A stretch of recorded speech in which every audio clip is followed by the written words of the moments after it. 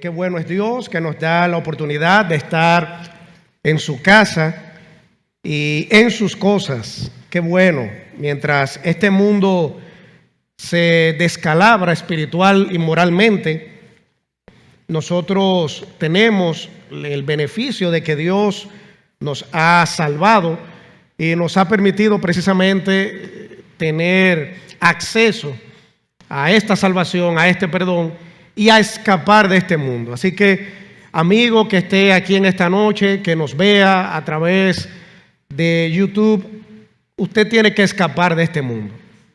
Este mundo, y no solamente porque explotó una bomba allí, cayó un cohete acá, que es lo que generalmente la gente utiliza como para decir, bueno, se está acabando el mundo, fresco. No es ni siquiera por las guerras. La inmoralidad que existe en todo el sentido de la palabra es una demostración de la degeneración espiritual que tiene la humanidad. Y eso evidencia la autodestrucción de la humanidad. El pecado es más poderoso que una bomba atómica que usted pueda conocer.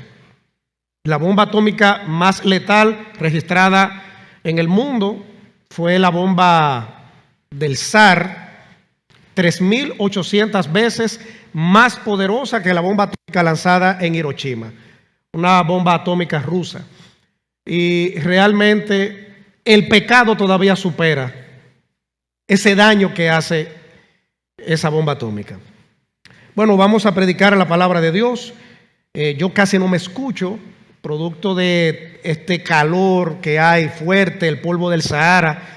Me ha dado una gripecita y casi no me escucho. Así que muy probablemente voy a hablar más fuerte de lo normal porque tenemos la tendencia que cuando no nos escuchamos hablamos más fuerte entonces.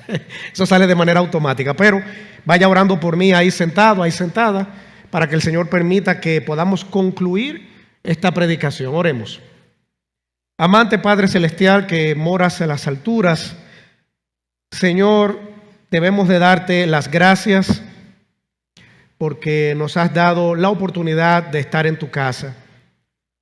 Amado Dios, no hay un lugar más sublime sobre la faz de la tierra. No hay un lugar que pueda gozar de la excelencia de la que goza tu casa, tus atrios, Señor. Y aunque sabemos que este templo no puede contener toda tu gloria, toda tu majestad, no hay ningún lugar, humanamente hablando, que pueda realmente ser para ti desde el punto de vista de que te quede grande. No existe tal cosa, Señor. Pero lo hemos dedicado para honrarte, para exaltarte, y en esta noche queremos que a través de tu palabra también tú seas glorificado. Gracias, amado Dios, por Jesucristo. Gracias por la obra de Jesucristo y gracias por los amigos que también pueden estar aquí en esta noche y que pueden visualizar también la predicación, pueden escucharla desde sus casas. Esperando, Padre, que usted pueda edificar a esta tu iglesia en esta noche, pero que aún más importante, Señor, por la naturaleza del culto y del mensaje, que tú puedas salvar almas en esta noche, que puedas rescatarlas del fango del pecado, de la suciedad del pecado, de todo el error del pecado. Te pedimos estas cosas en el nombre santo y poderoso de Cristo Jesús, tu Hijo. Amén y amén. Bien, el título de este mensaje, el Evangelio en 4 palabras. Aunque el Evangelio se expresa con palabras precisamente, en esta noche vamos a ver 4 palabras que son atinadas desde el punto de vista del Evangelio. 4 palabras que describen lo que es el Evangelio, lo que es el poder del Evangelio también. Vamos a estar viendo eso en esta noche. La lectura devocional, el primer versículo que nuestro querido hermano Franklin Díaz leyó, en Romanos el capítulo 1, versículo 16, específicamente, el apóstol Pablo, usado en ese versículo o en todo lo largo y ancho de la epístola a los romanos, pero específicamente en ese versículo, Él habla del Evangelio, de lo que es el Evangelio. Él lo define. Una de las definiciones trascendentales del Evangelio. Y él no habla de que el Evangelio es filosofía. El apóstol Pablo allí no habla de que el Evangelio es algo bonito, que el Evangelio es algo emocional, que el Evangelio es algo que el ser humano se pone como en un estado así como flotando. Nada de eso él dice. El apóstol Pablo dice que el Evangelio es poder de Dios. Eso es el Evangelio. Y no solamente es poder de Dios, como es poder de Dios, como a través del Evangelio se manifiesta el poder salvador de Dios. Ese es el resultado del Evangelio. Es poder de Dios para salvación. No para que la gente se sienta como wow, como con un espectáculo, como se conoce hoy en día, hay unas luces giratorias y que cambian de color, y que usted, si se pone a ver las luces, sale hasta medio raro. Eso no es el Evangelio. Eso es más un espectáculo deslumbrante y despampanante. El Evangelio es poder que Dios utiliza para salvar al hombre pecador. Eso es el Evangelio. Y hay 4 palabras que lo describen. La gente, cuando escucha hablar del Evangelio, tiene muchas connotaciones. Y usted le pregunta a la gente qué es el Evangelio, y la gente en la calle, el que no conoce a Dios, probablemente le va a dar una definición buena de lo que es el Evangelio. Para muchos, por ejemplo, el Evangelio es asistir a una iglesia, a cualquiera. Hay gente que dice, bueno, no importa cuál iglesia sea, lo importante es yo ir a una. O sea, esa es la definición que mucha gente tiene de lo que es el Evangelio. No importa lo que se diga, no importa lo que yo escuche, no importa qué práctica, hasta mística tal vez yo vea allí, lo importante es yo ir a una iglesia. Eso dice la gente, y para muchos eso es el Evangelio. Asistir a una iglesia el domingo en la noche, por ejemplo. Para otros, el Evangelio es procurar ser una buena persona. Bueno, yo me levanto, por ejemplo, 5 de la mañana, me tomo un yogur griego, 0 grasa, 0 azúcar, voy al gimnasio, hago cardio, luego voy a la casa, me preparo un batido allí, voy al trabajo, me baño, me preparo, voy al trabajo, dejo pasar a todo el mundo delante, le digo buenos días a todo el mundo, en el trabajo le doy una sonrisa a todo el mundo. Para la gente eso es el Evangelio. Tener una buena vida, no hacerle mal a nadie y tener como esa gratificación personal, eso es el Evangelio para mucha gente. Para otros, el Evangelio es una filosofía de vida. Muchos comparan el Evangelio con el yoga, por ejemplo, porque usted se pone a hacer esa meditación mientras está haciendo estiramientos y entonces usted tiene contacto con una entidad. Así escuché yo por ahí una definición. Es lo mismo que el budismo, por ejemplo, o que cualquier otra práctica por ahí religiosa o filosófica. Eso es el Evangelio para muchos. Para otros, el Evangelio, y de esto hemos oído mucho hoy en día, es prosperidad. Eso es el Evangelio también para otros. Prosperidad. Donde allí yo voy, puedo dar cierta suma de dinero y entonces hasta mis pecados son perdonados. O yo siembro económicamente y puedo salir en un Rolls Royce. Eso para otros también es el Evangelio. En fin, el hombre sin Cristo tiene concepciones de lo que para él o para ella es el Evangelio. Y todo lo que yo mencioné anteriormente no es el Evangelio de Dios.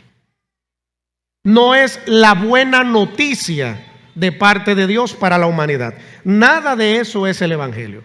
El Evangelio no es filosofía, el Evangelio no es prosperidad económica, el Evangelio no es tener un estilo de vida circunspecto, tranquilo, oyendo música clásica de violín. Eso no es el Evangelio.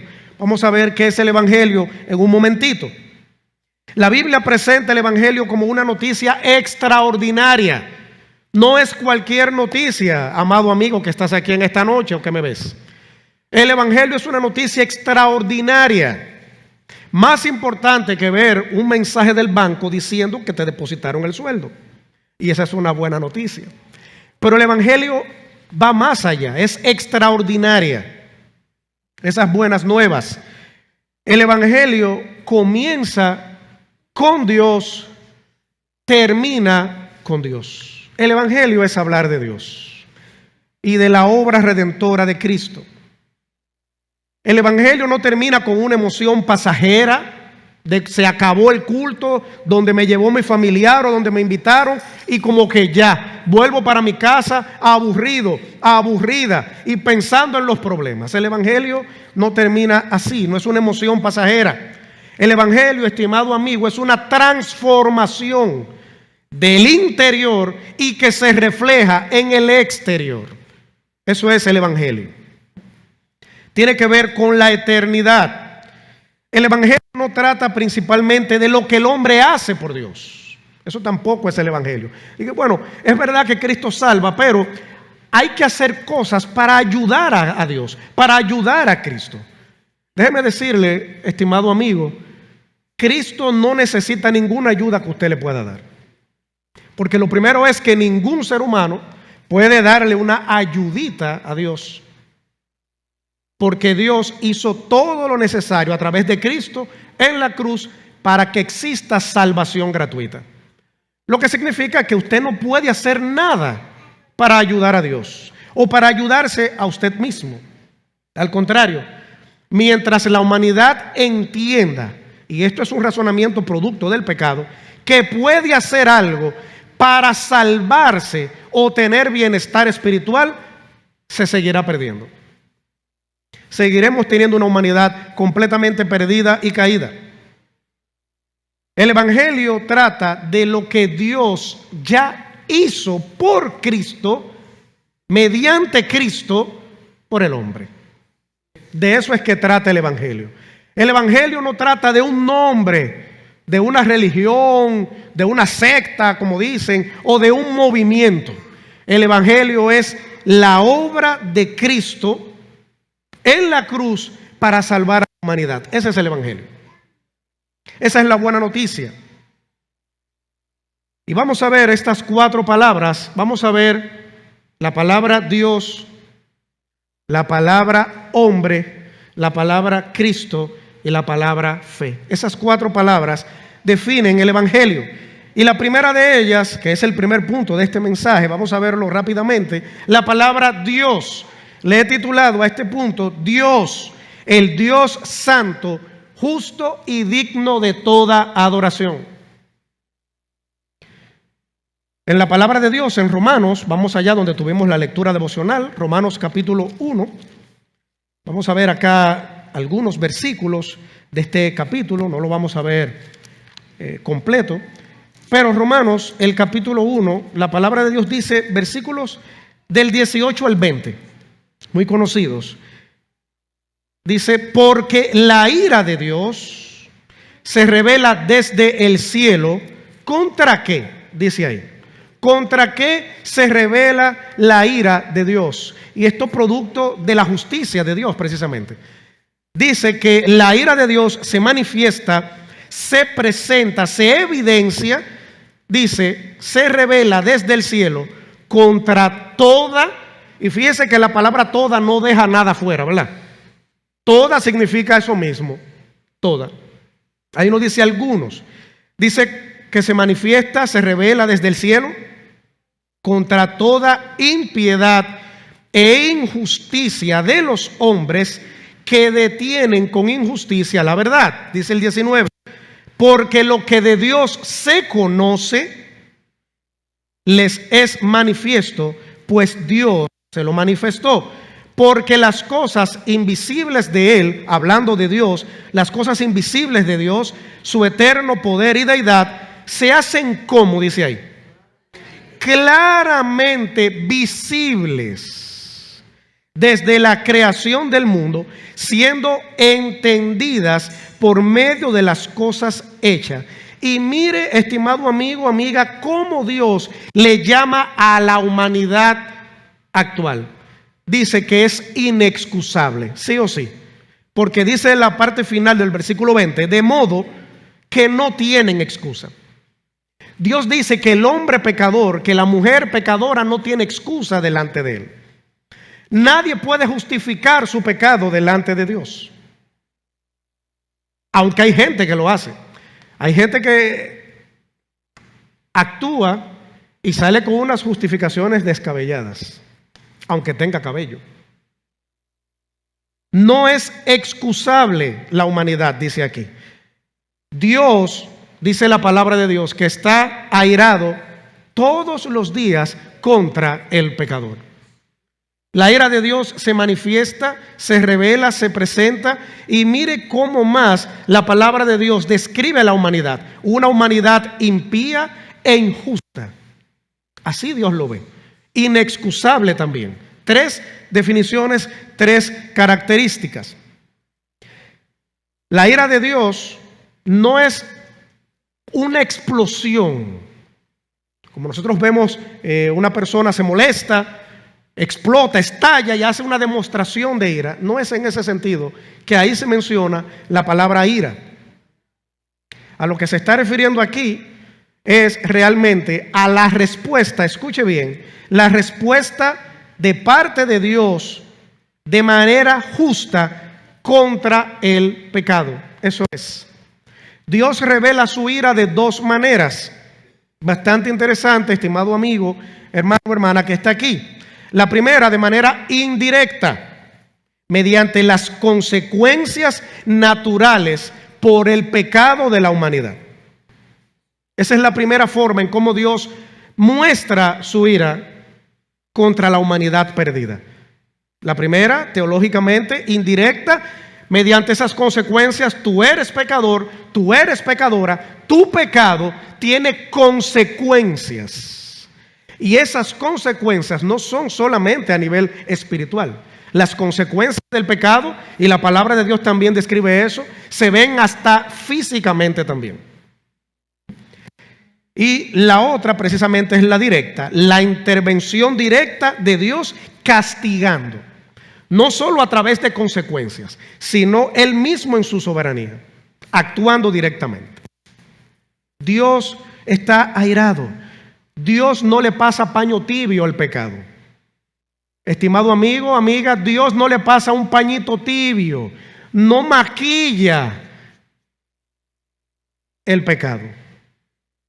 Dios no le llama error, desliz, nada de eso que la humanidad se ha inventado para quitar el peso de lo que verdaderamente es el pecado. Dios al pecado le llama pecado. Tú le puedes llamar diversión, por ejemplo, a lo que Dios realmente dice que es pecado, y Él le va a llamar pecado. Tú puedes decir que es un pasarrato, Dios le va a llamar pecado. Tú puedes decir que es la forma como tú tienes un tiempo de esparcimiento, y si está en contra de los preceptos bíblicos, Dios le va a llamar siempre pecado. Dios no le cambia el nombre según la cultura en la que se encuentra la persona, según las épocas. Lo que Dios dijo que era pecado ayer, le sigue llamando pecado hoy, y le va a llamar así pecado mañana también. Aunque la humanidad disfrace el nombre de pecado. Y hay muchas formas de cómo la humanidad caída precisamente por el pecado disfraza lo que Dios dice que es pecado. Y hasta lo justifica. Hay gente que dice, pero es que Dios no le puede llamar pecado a algo que lo que genera en uno es placer. Pero ¿y qué Dios tan malo es este? ¿Es pecado? Si lo que tú haces, dices, como tú actúas, si como tú piensas no está acorde a lo que Dios dice en su palabra, ¿es pecado? Siempre será pecado. La cultura moderna suele colocar al hombre en el centro de todas las cosas.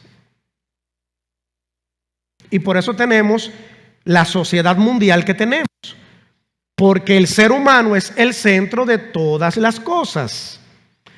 El ser humano es el centro donde todo lo demás ronda y quien debe ser gratificado a través de sus prácticas. Por eso, si hay que legislar para legalizar prácticas que Dios condena en su palabra, se legisla.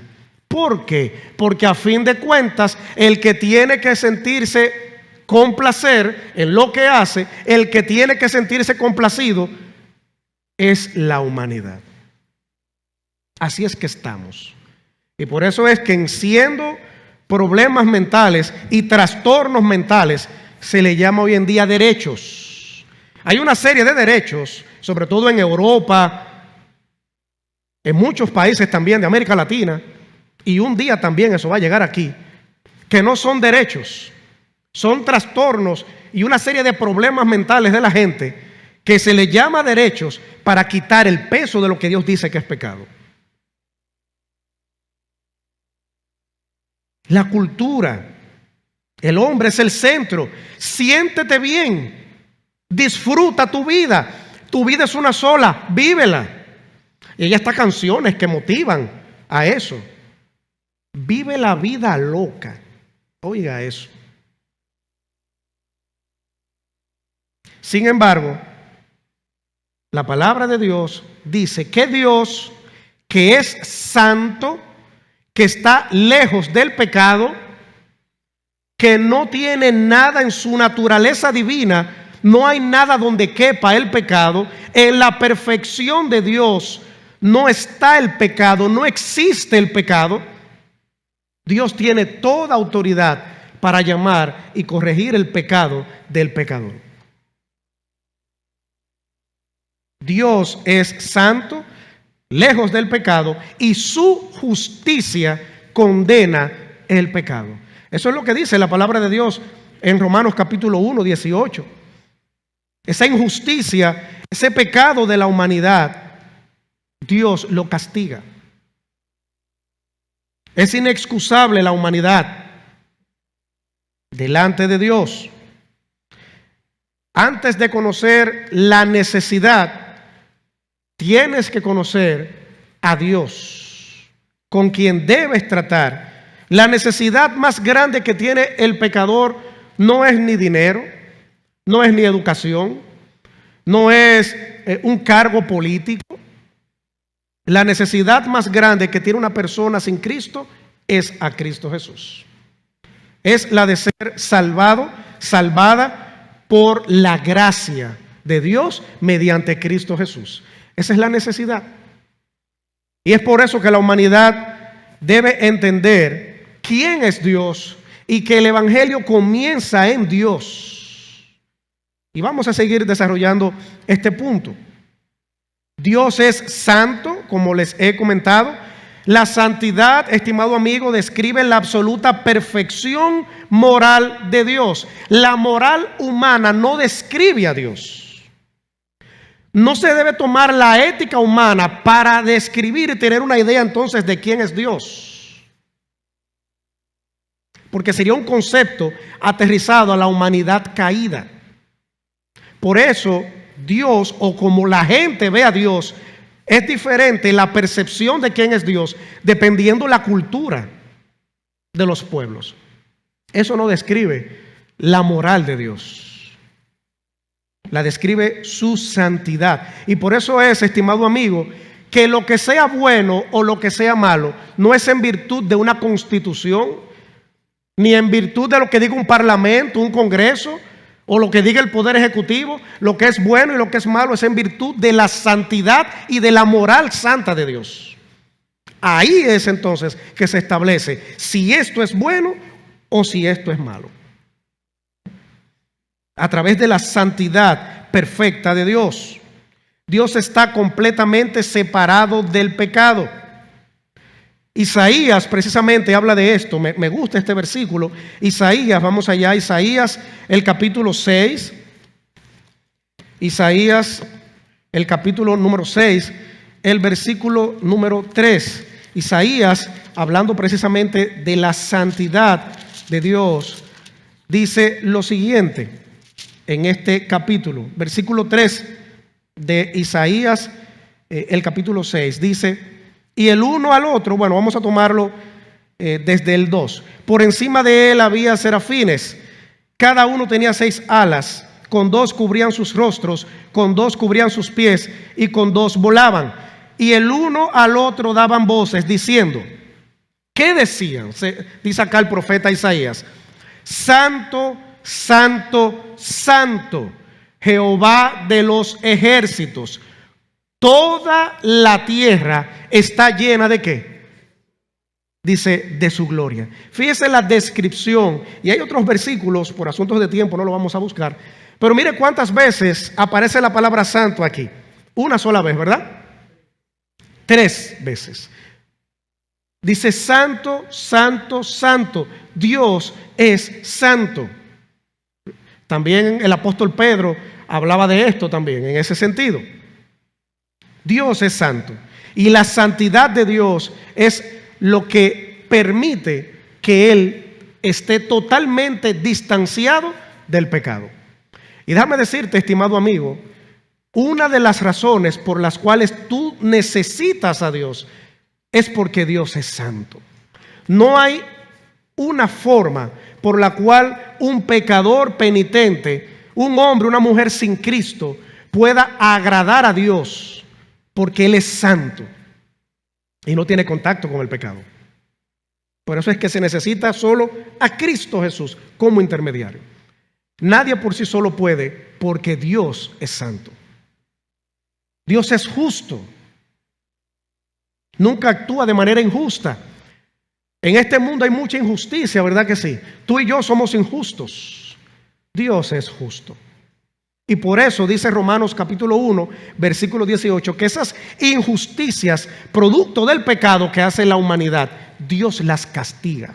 Así es como Dios ve el pecado, como injusticia, porque no se corresponde con su naturaleza justa. Dios no puede ignorar el pecado, ni declarar inocente al culpable, simplemente porque sí. O porque le cayó bien, o porque le pareció bonito, o porque es muy inteligente, o porque viaja mucho por el mundo.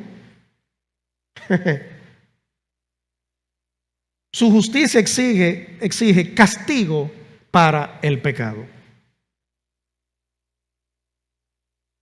Y eso lo dice Romanos, donde estamos.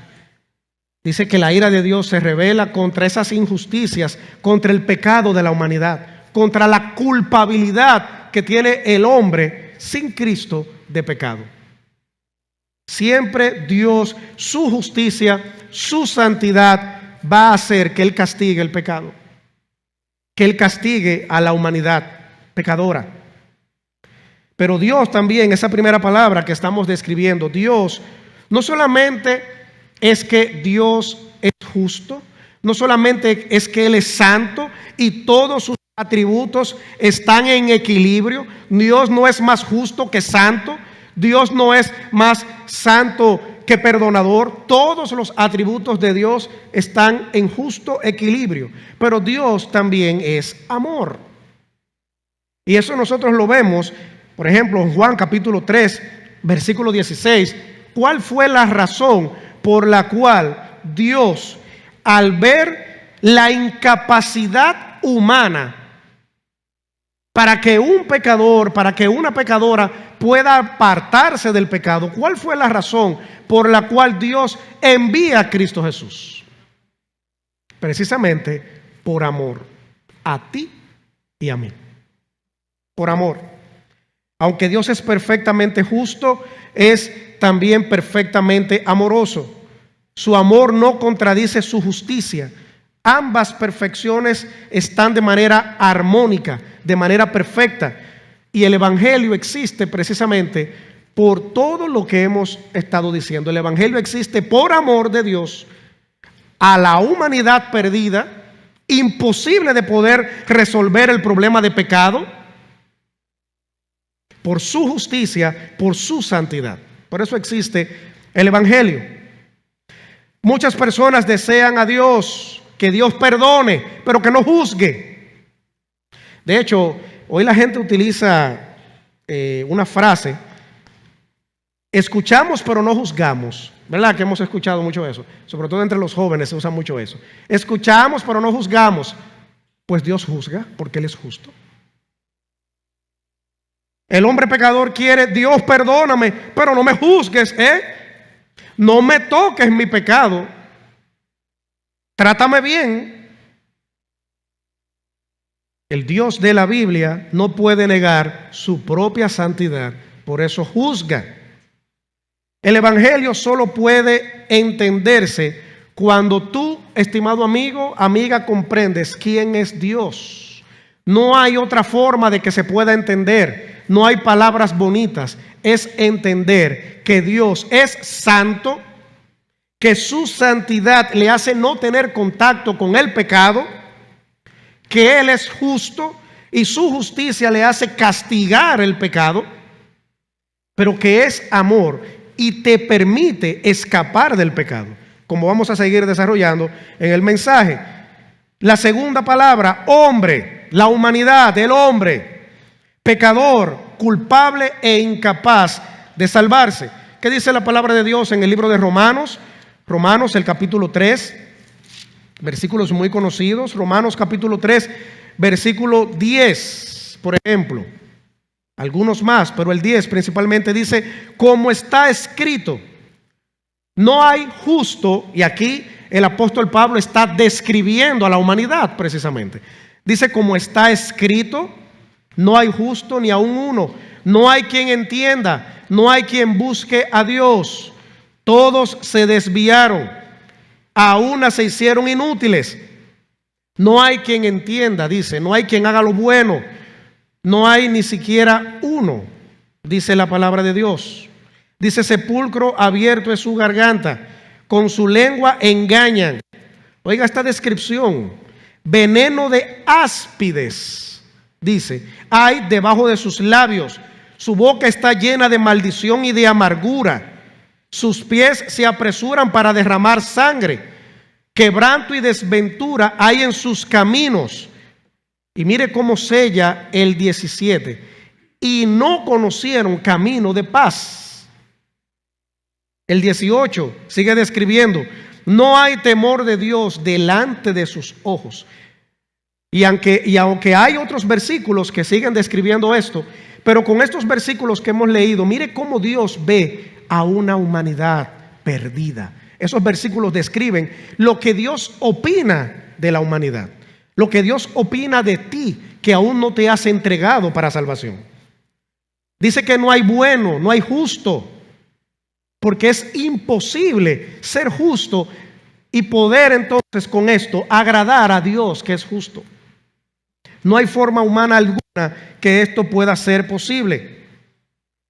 Lo que la palabra de Dios está diciendo en términos generales, en términos universales, es que el hombre es malvado e inclinado a hacer todo el tiempo el mal. Eso es lo que concluyen esos versículos. Eso es lo que Dios concluye en este pasaje.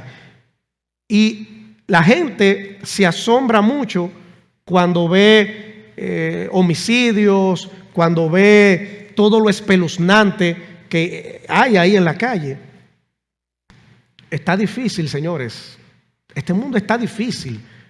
La violencia que hay en las calles es terrible. Pero ¿qué piensa la gente cuando ve esto? Caramba, pero ese es malo. Pero esa es mala. Mira lo que le hizo a su papá. Mira cómo mató a este. Mira cómo le robó a aquel.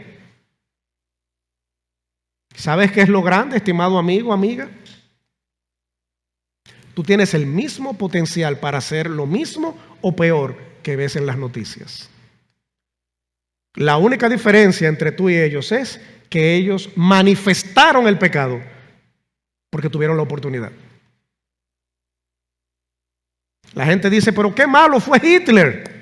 Todos nosotros como seres humanos tenemos la capacidad de hacer lo peor que como lo hizo Hitler. Porque es una naturaleza caída. Eso es lo que Dios está diciendo. Es que el hombre sin Cristo es malvado. Es que la humanidad es pecadora. Es que no hay nadie bueno. Venir a la iglesia no te hace bueno. Es bueno que vengas.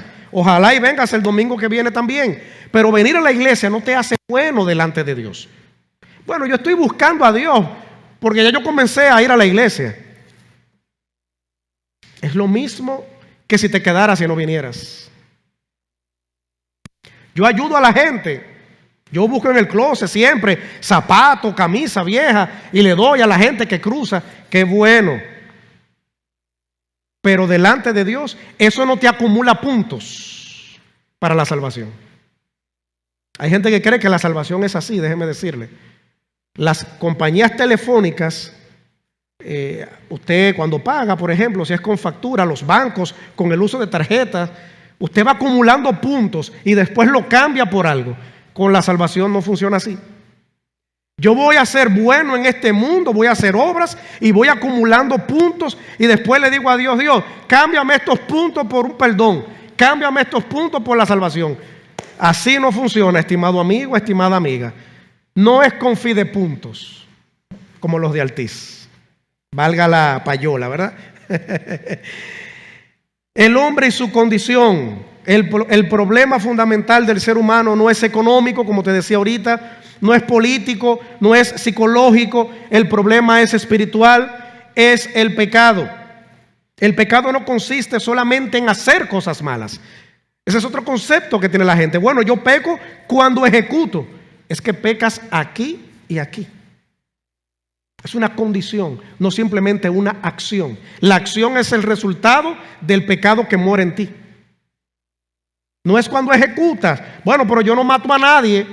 Mire, yo hasta dejo que los mosquitos me piquen y se beban la sangre. Yo no mato nada ni a nadie. El pecado es una condición que afecta todo tu ser, estimado amigo. Afecta tu mente, afecta tu voluntad, afecta tus emociones, los afectos, afecta tus decisiones. Todo lo afecta el pecado. Todo, absolutamente todo eso lo afecta el pecado. Físicamente te afecta el pecado también. Todo ha sido contaminado por el pecado, totalmente todo. La mente, el corazón, los impulsos, las decisiones, todo esto está afectado por tu pecado.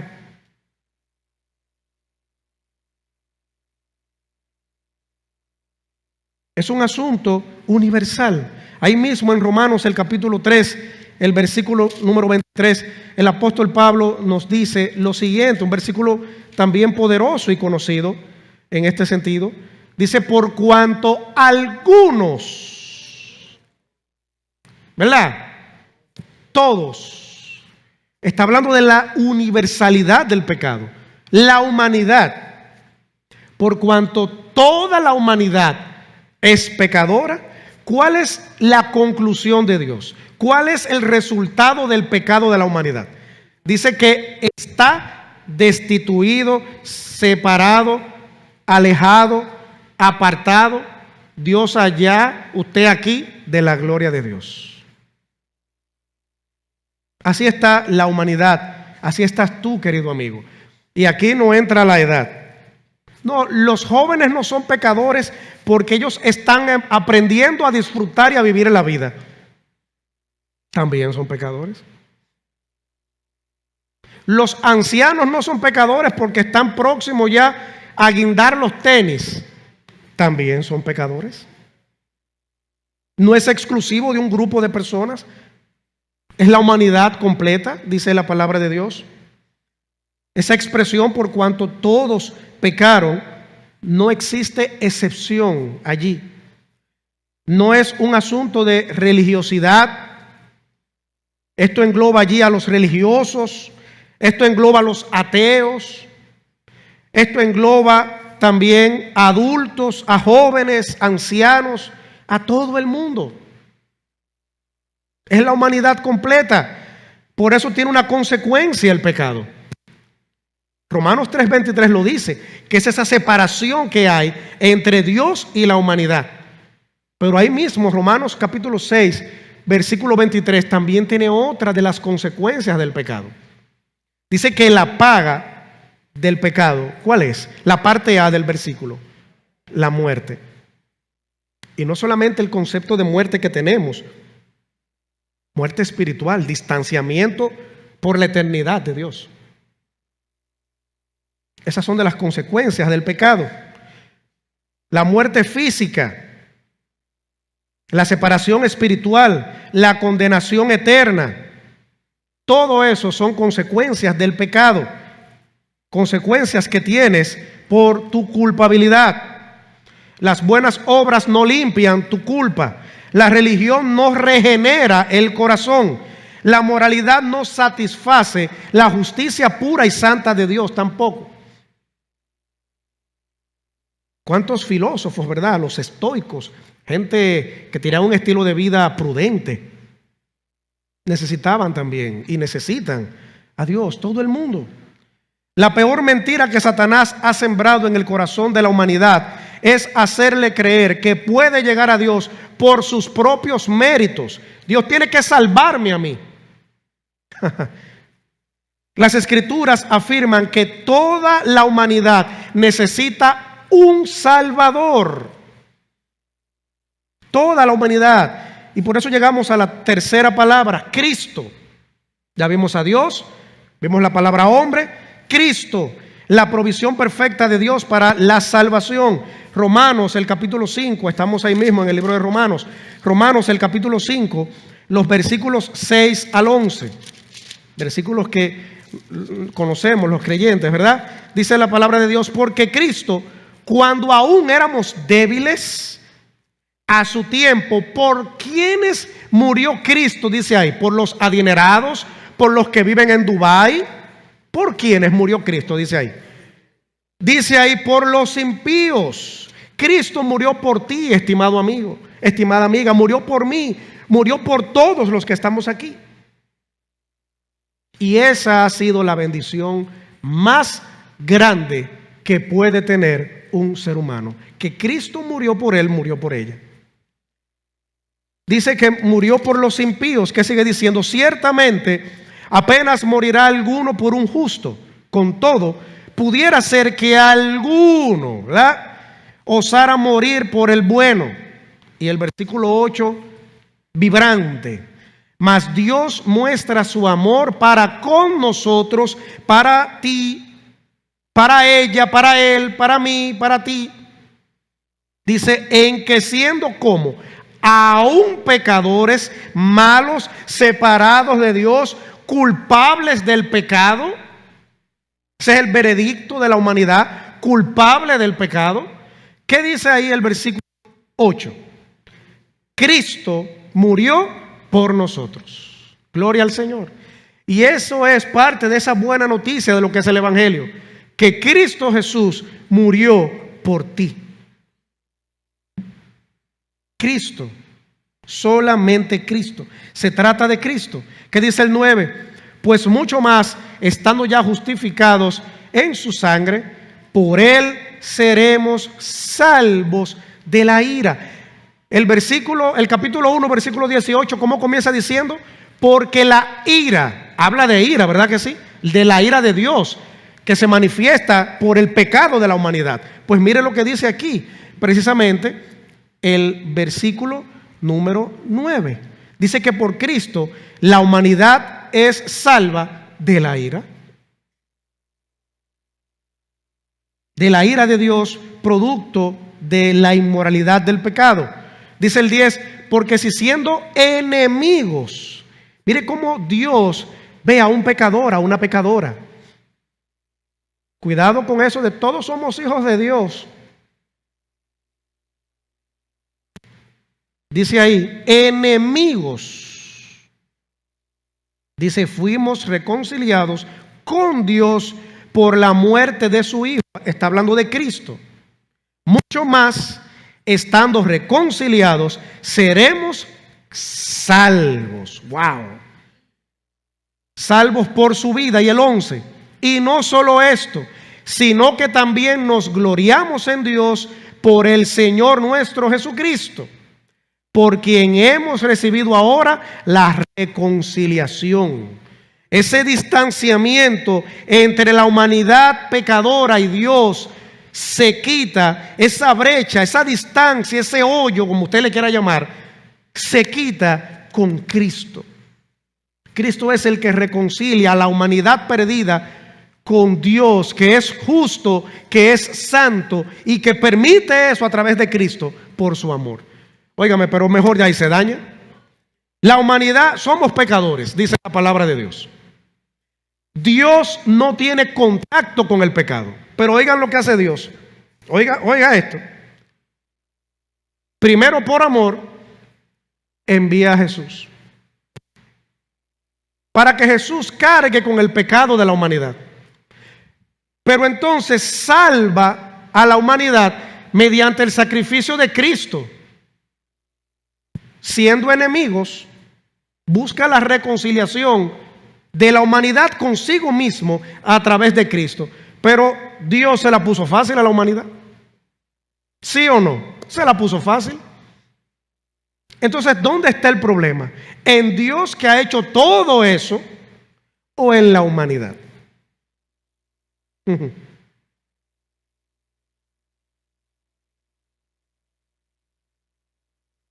Cristo vino al mundo.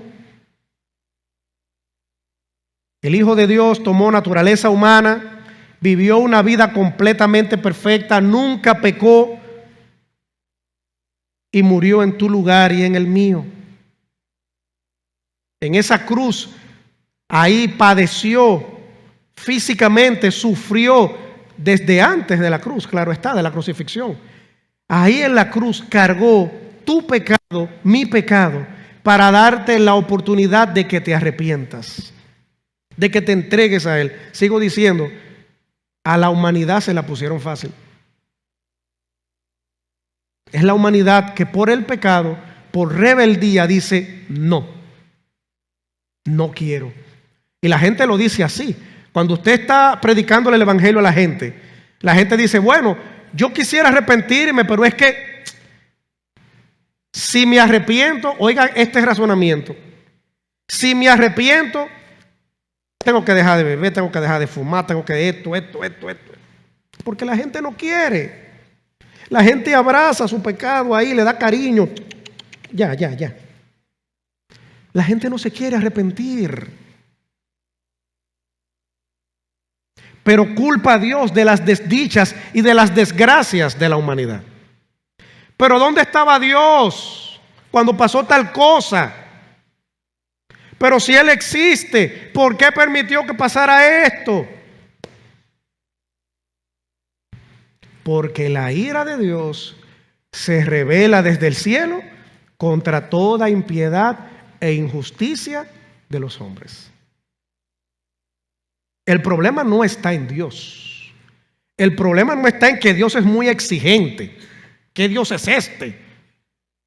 El problema está en ti.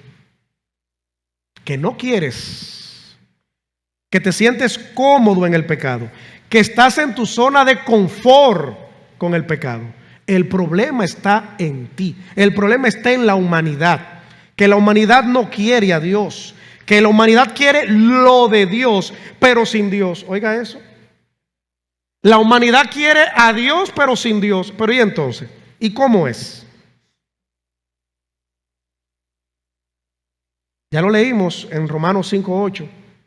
Ese amor, esa manifestación del amor de Dios se puede ver, esa ejecución del amor de Dios, entregando a Cristo Jesús a morir por nosotros.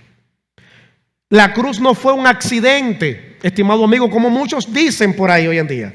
Muchos filósofos, muchos eruditos dicen, no, porque eso fue un accidente histórico.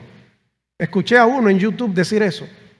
Yo, Señor, perdona lo que literalmente no sabe lo que está diciendo y cree que sabe. No, eso fue un accidente histórico, eso de la cruz. Eso no debió pasar nunca. La cruz no fue un accidente. Fue el plan redentor de Dios para ti y para mí. La cruz.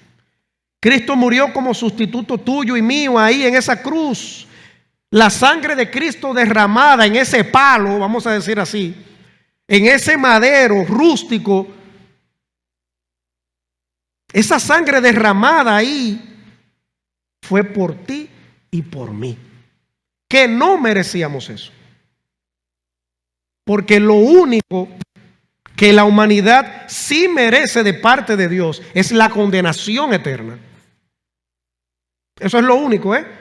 No te creas que tú te mereces grandes cosas de parte de Dios. Ni siquiera nosotros los cristianos.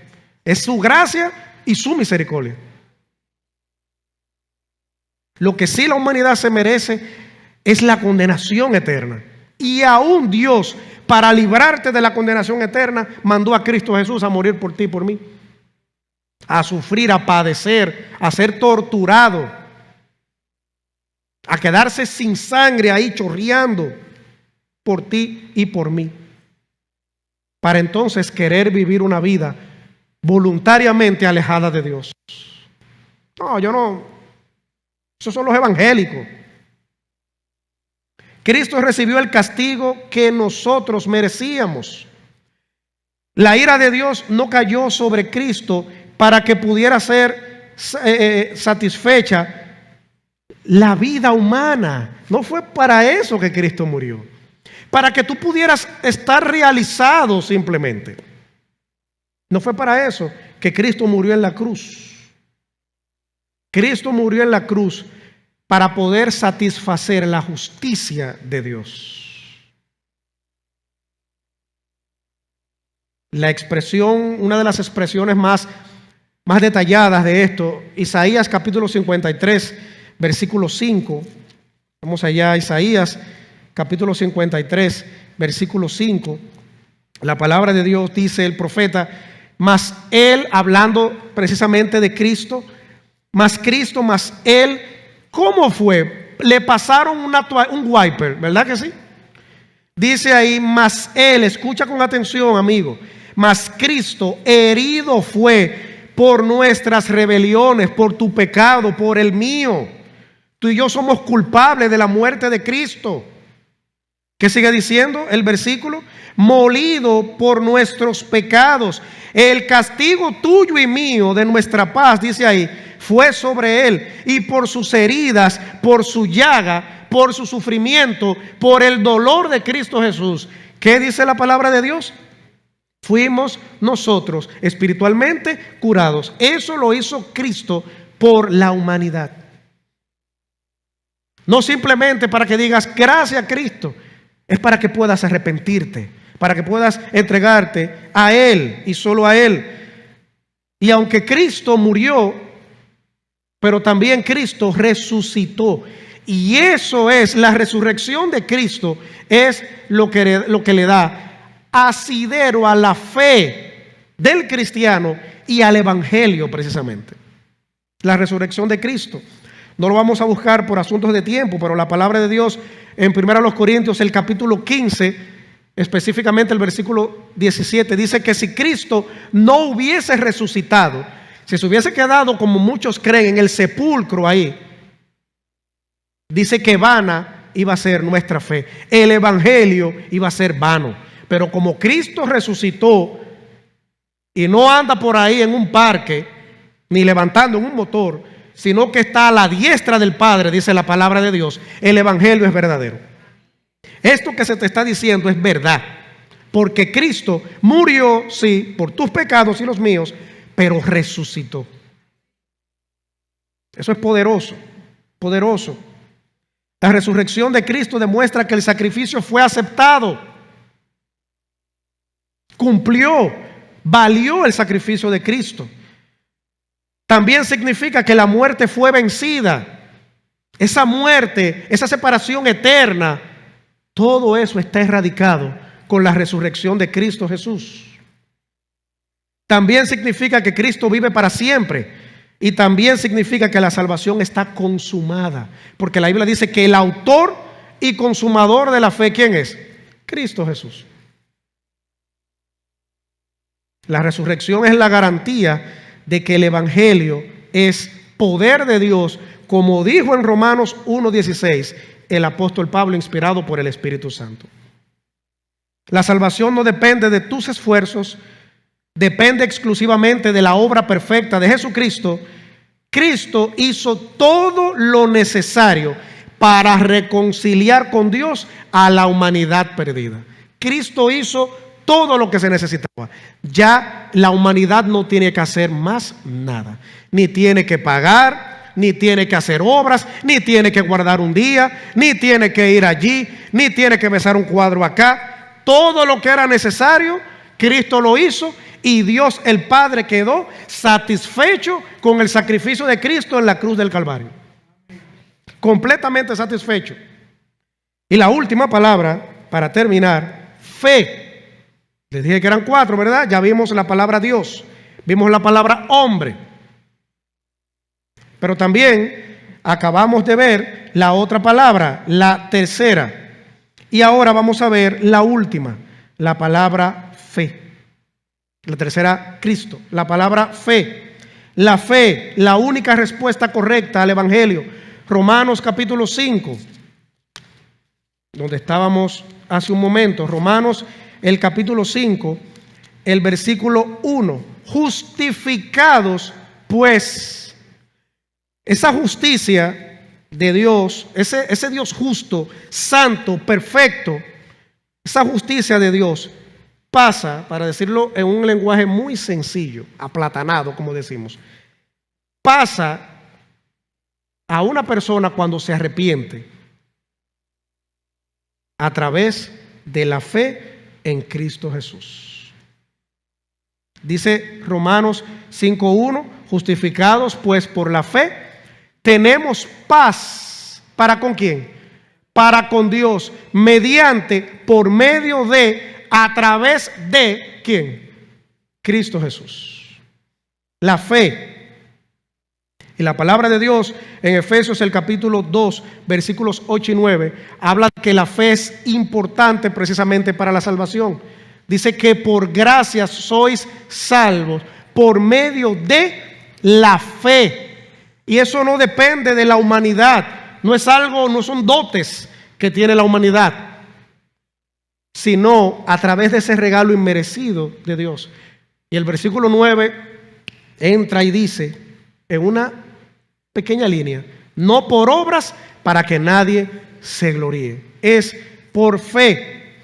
La salvación es un regalo, no se puede comprar, no se puede ganar por obras que se puedan hacer, por méritos, tampoco puede ser merecida. No es que se lo merece.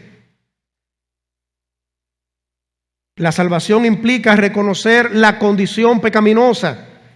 La salvación implica un arrepentimiento, es entender la condición y entender que hay que cambiar ese estado, esa condición.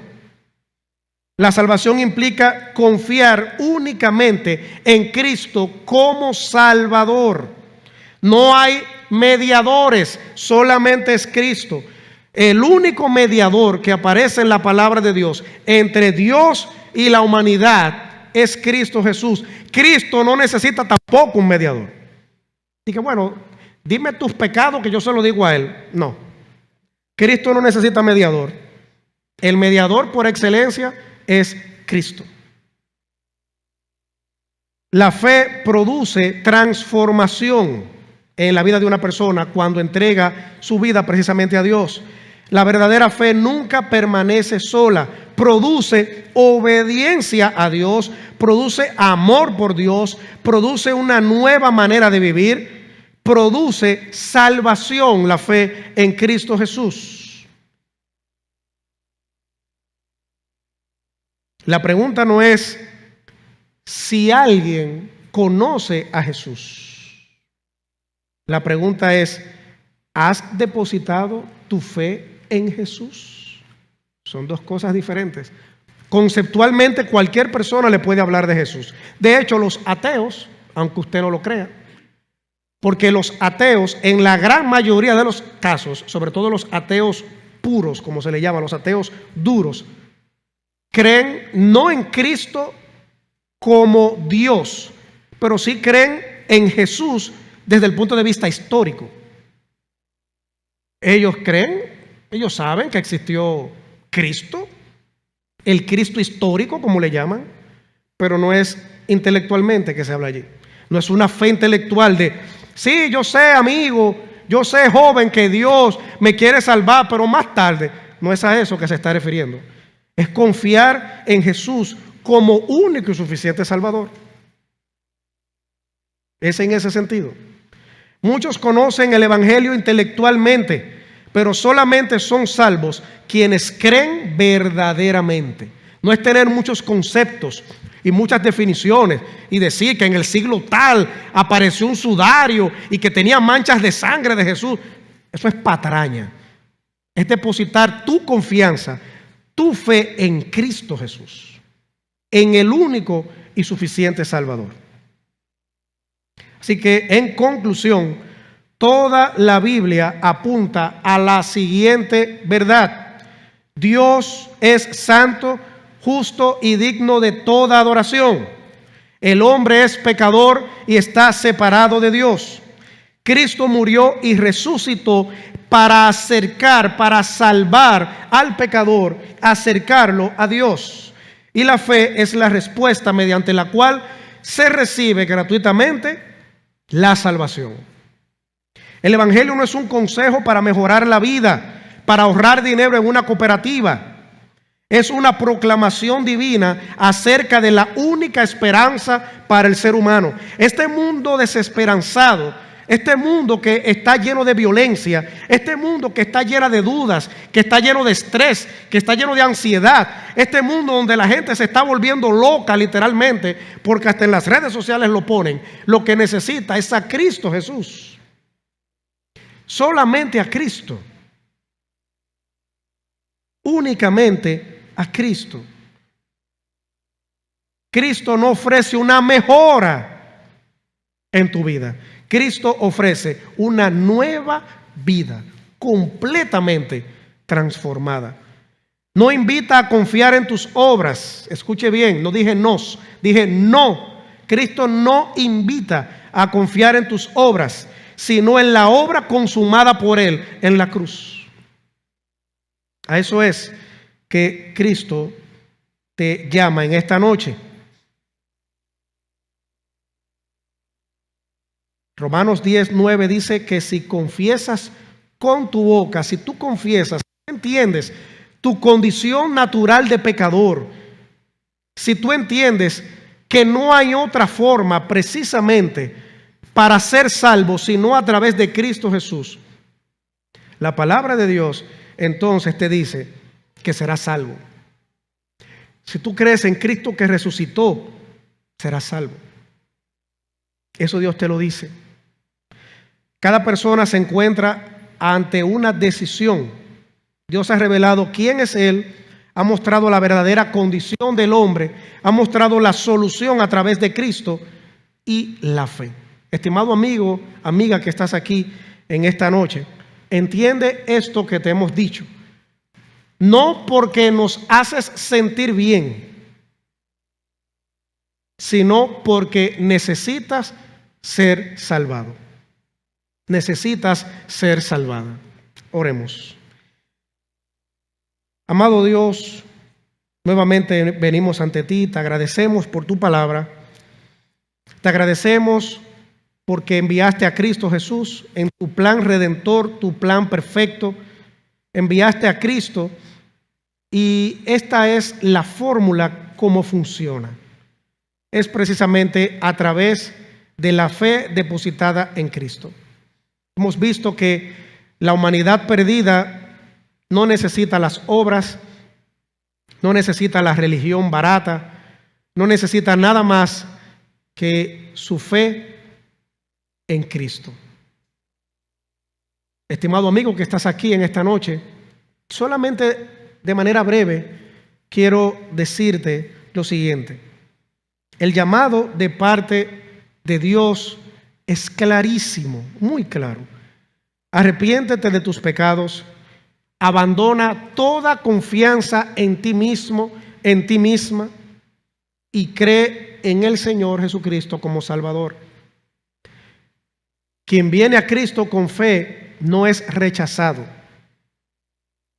Recibe perdón de pecados, reconciliación con Dios y sobre todo salvación, vida eterna.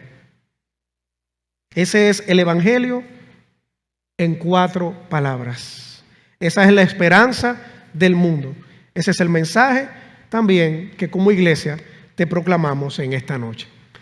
Si entiendes todo lo que te hemos dicho, puedes acercarte a quien te invitó, quien te trajo.